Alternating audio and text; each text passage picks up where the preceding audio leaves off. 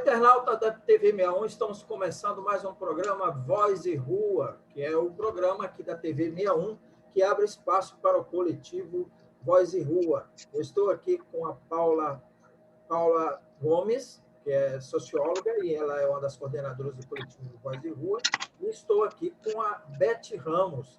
A Beth é assistente social, e a Beth vai dialogar com a gente aqui sobre o histórico, né, de vida dela na atuação junto com a população em situação de rua e o que representa isso para a sua vida, né, como que é a política de assistência social voltada para as pessoas em situação de rua. Enfim, tem uma série de temas que nós vamos abordar com a Beth aqui. Saudando você, Beth, como está? Tudo bem? Seja bem-vinda. Bem, graças a Deus. Obrigada. Que bom. Paula. Oi, Beth. Oi, bem? João, tudo jóia? Tudo jóia. Tudo bem. E contigo, tá. Meu anjo? Vou pedir que você introduza aí com a Beth, enquanto eu vou silenciar um celular que está aqui do lado. Vai lá. Tá. Oi, Beth, tudo bom? Oi, tudo. Um prazer enorme estar contando contigo aqui no nosso programa Voz e Rua. Prazer é meu. Se a gente Beth, puder ajudar. Estamos juntas. Diz pra gente como é que é seu histórico de atuação junto à população em situação de rua, assim, o que mais te marcou, quais o que mais você considera mais relevante nessa relação com a Pop Rua? Aí eu comecei, meu primeiro contato com a população em situação de rua foi em 2011, quando eu ainda estava na graduação. Eu fiz 1 ano de voluntariado na UNAF, no Areal. Gostei muito. Depois, tem 1 ano e quase 1 ano e 1 mês que eu estou no Instituto Mãos Solidárias, que é no alojamento provisório aqui da Ceilândia, que foi construído em virtude da pandemia do Covid-19. O que, a meu ver, né, a população em situação de rua ela tem crescido muito, até mesmo em virtude da pandemia. E, assim, muitas pessoas hoje em dia estão em situação de rua devido à atual conjuntura do país. E, por causa do desemprego, muitos não conseguem manter o seu aluguel e acabam, né, indo para a rua. A minha briga mesmo com o sistema é por quê? Porque eu vejo que o sistema marginaliza a população pobre rua. Eles são vistos como a escória da sociedade, assim, os órgãos públicos que deveriam dar total apoio para a população, muitas vezes fecham as portas, enganam eles, né? Aqui mesmo nós tivemos dois episódios desses, que para mim é enganação, como ser humano e como profissional. Em dezembro, iam fechar o Abadião, saíram dando auxílio para Deus e o mundo da Capela do Fundo. Em fevereiro, a mesma forma. E hoje muitos que estavam tentando sair da situação de rua, tentando se restabelecer no mercado de trabalho, tentando ter a sua casa, tudo veio de água abaixo. Por quê? A SEDES não cumpriu com o papel dela, que seria manter pelo menos os 6 meses de aluguel. Não fizeram isso. Então, é frustrante para a pessoa que está já naquela situação degradante, fala, agora eu vou dar um jeito na minha vida. Aí, de repente, joga um balde de água fria neles. Então, isso para mim é extremamente desgastante. Eu sou tida como a chata porque eu falo, não consigo me calar. Eu sou contra a forma que a SEDES trata a população em situação de rua.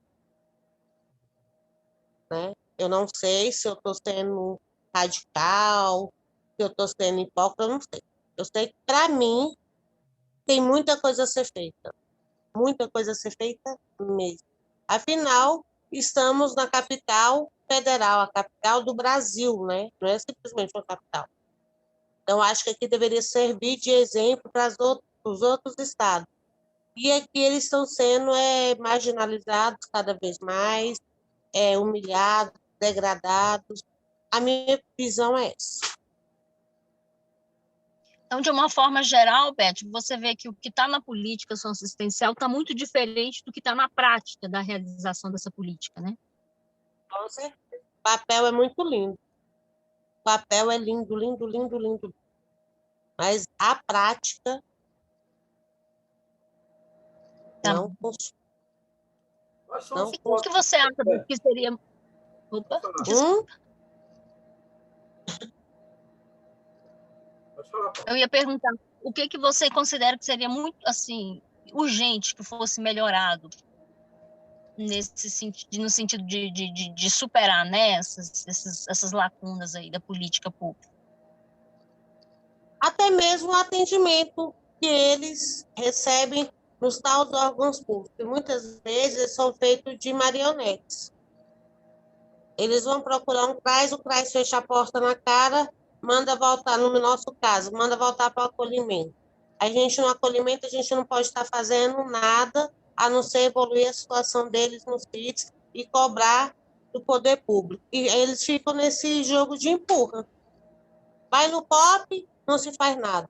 Vai no CREAS, não se faz nada. Nós ficamos, como diz, com a batata quente. Porque quem acaba levando a fama é a gente que está aqui tendo convívio com eles diariamente, tendo de dizer não, tendo que dizer sim, ter que estar correndo atrás da política pública de assistência, da política pública de saúde. E, na verdade, nada disso funciona. Acham que se der um auxílio, vai resolver a vida deles, que não vai resolver. Eles precisam e ainda deixa atrasar, né? Como sujeito de direito, e ter uma forma de aumentar até mesmo a autoestima deles, para que eles possam se ver como gente. Mas eles tratam de outros bichos. Respeito, pelo menos respeito. Beth, a população de rua, ela está mudando um pouco, assim, pelo menos na minha percepção, né, no que eu tenho acompanhado pelo noticiário e que eu vejo também na rua, né, ela está mudando um pouco o perfil, né, porque a gente tinha até pouco tempo pessoas individualmente, e agora a gente está vendo famílias, né, homem com a esposa, com os filhos, 2, 3, 4 filhos, né? E como é que está isso impactando no trabalho de vocês? Aqui, no alojamento em si, a gente não tem muito impacto, porque nós só trabalhamos com os homens, né? Sim. Nós não trabalhamos com mulheres nem com crianças, aqui na Ceilândia. Se eu não me engano, só tem uma casa em São Sebastião e a UNAF que trabalha com família, que também não conta, devido à quantidade de gente que está vindo para a situação de rua, devido ao desemprego, né? A falta de condições de vida. Então, assim, está terrível, está muito terrível. Só aqui, ó, no alojamento, nós temos 184 homens. Só nesse alojamento. Sem contar as casas de inclusão, tocar. Então, tá muito grande o número de pessoas em situação de rua e o governo, sinceramente, não está dando conta. Não faz por onde conseguir dar dignidade a eles. Qual é a secretaria? Do meu ponto de vista, qual é a secretaria que articula esses espaços, essa política? Qual o nome da secretaria? A SEDES. A SEDES. SEDES é o quê? Secretaria de Desenvolvimento Estadual de Desenvolvimento Social. Sim. Tá? Quem é o secretário ou a secretária? Só para a gente saber mesmo. Maiara Noronha. Maiara é Nayara Noronha, uma coisa. Qual é o lugar mesmo? É a primeira-dama, né? Hã? Qual é o lugar que você trabalha? Aonde eu estou? No alojamento provisório no Abadião, na Ceilândia. Ah, na Ceilândia, né? O Abadião, né? Isso. O Abadião, na Ceilândia. É um Quantos alojamentos desses existem no Distrito Federal? Você tem notícia?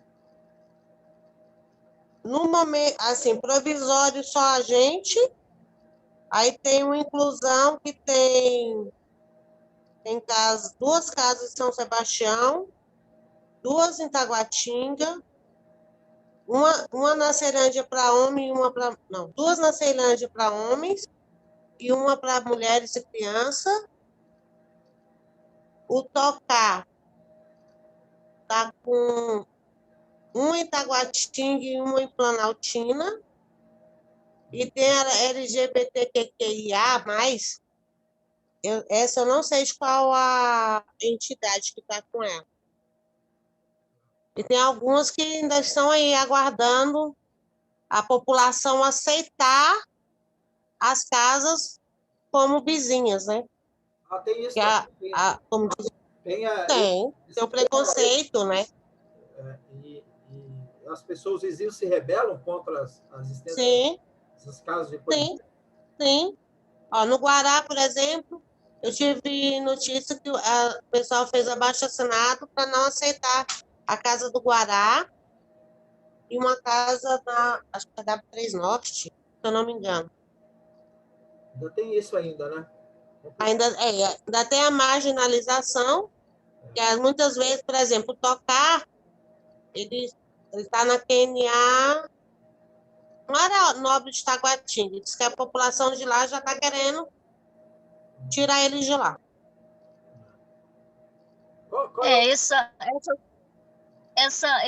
O acampamento, João, Beth, foi uma luta muito grande, né, no começo da pandemia, da sociedade civil, dos órgãos de defesa de direitos, para poder abrir espaços de acolhimento, ampliar os espaços de acolhimento para a população em situação de rua, né?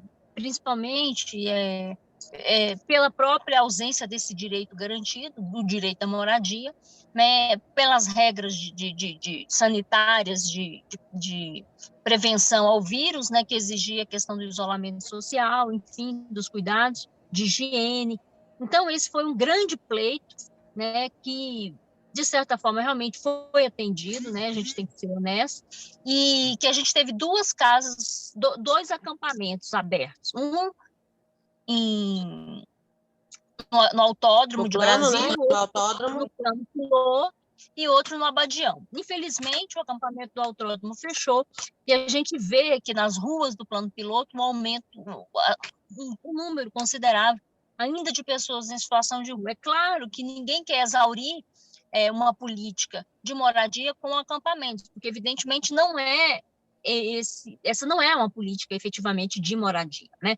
Mas é uma política de acolhimento e uma política, enfim, é um caminho, uma porta de entrada para a garantia de outros direitos, pelo menos assim que a gente vê tecnicamente, né? E hoje em dia, quer dizer, não é só hoje em dia, na verdade, com essa demanda da pandemia, isso se tornou uma coisa muito urgente.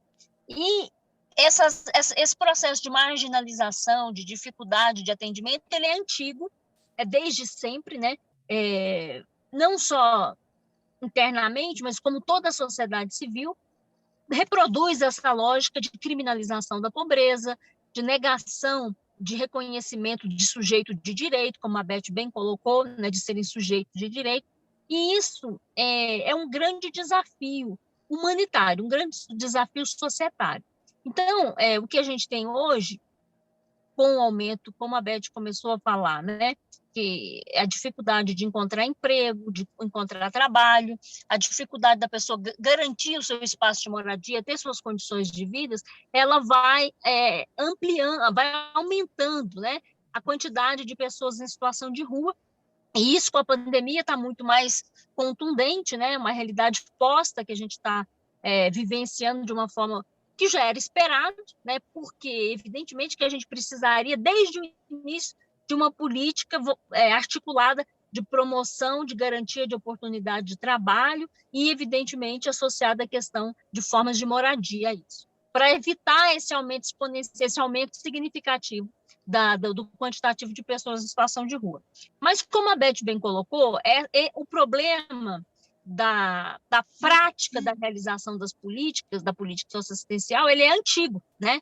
Ele não é uma coisa nova, ele é antigo. E exaurir essas dificuldades, infelizmente, a gente tinha expectativa de que com a pandemia teria um processo de aceleração, né? Mas, enfim, são problemas estruturais na prática, porque, como a Beth falou, a teoria, aliás, a norma, os normativos, as normas legais, elas são muito bonitas, né? Mas a desconsideração na hora do fazer está muito distante, né, do que está posto na política socioassistencial.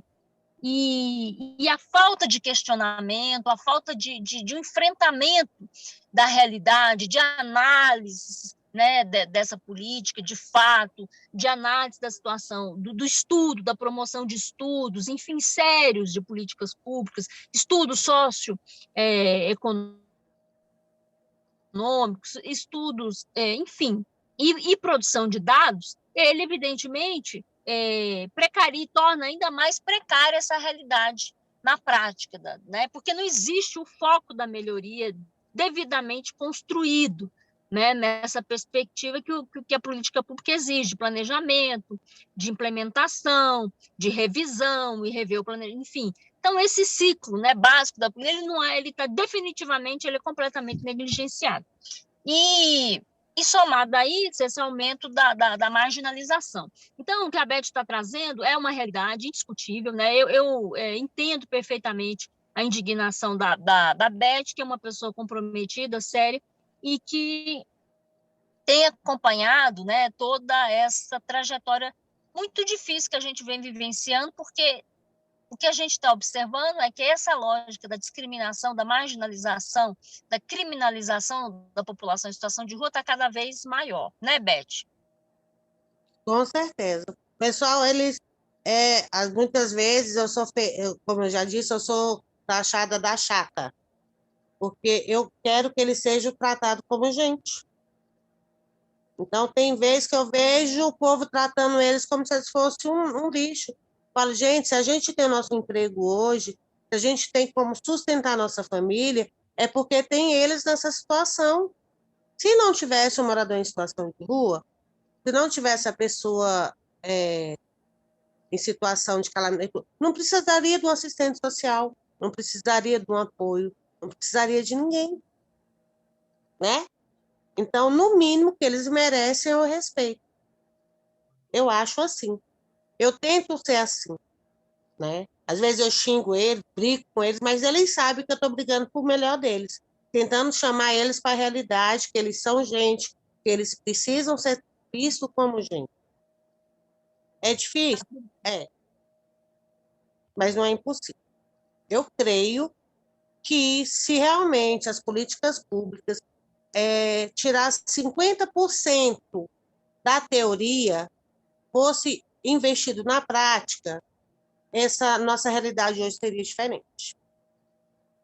Né?